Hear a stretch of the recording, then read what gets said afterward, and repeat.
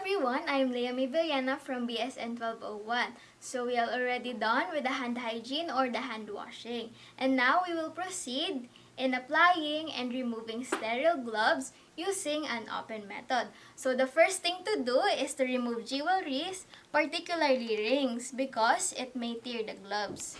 And then perform hand hygiene to minimize the transfer of organisms. So as I've already mentioned, I already performed the hand hygiene or hand washing. And then remove the outer wrapper by peeling it apart and lay it on a clean flat surface to avoid contamination.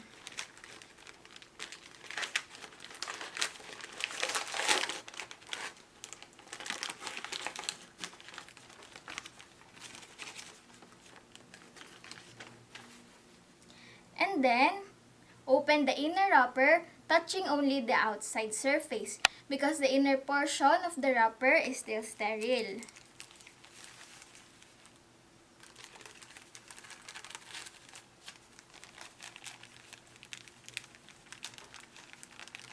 And then, secure both flaps open and identify the right and the left glove to avoid improper fitting of gloves. Then, the next step is to grasp the inner cuff of the glove with thumb and two fingers of the non-dominant hand and lift the glove away from the body. Then slip hands inside by only touching the inner surface. So avoid touching the sterile part of the gloves, which is the outer surface.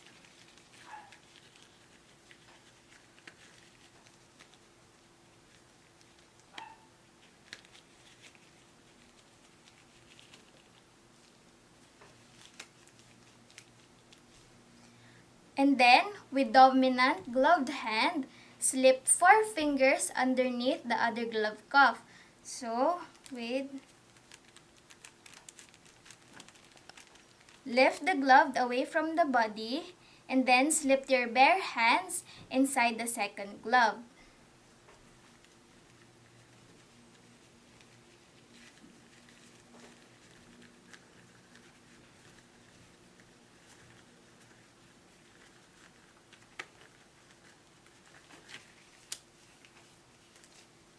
And then adjust fingers and the glove. So adjust, then arrange. So once the glove, so what we do is a sterile to sterile technique because the outside of the glove is both sterile. So once the gloves were on, interlocked hands.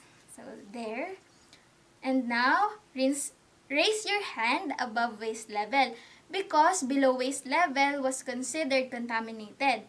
And now, for removing the gloves, grasp the outside of one cuff with the other gloved hand and then pull it inside out. Pull it off, turning it inside out. So, avoid touching the underlying skin to minimize contamination. And then, take the fingers of your bare hands and tuck in remaining glove cuff. So, outer surface of the glove should not touch the skin to minimize contamination. And then pull the gloves off inside out. So, by this method, the harmful organisms were enclosed, making it more sanitary during disposal.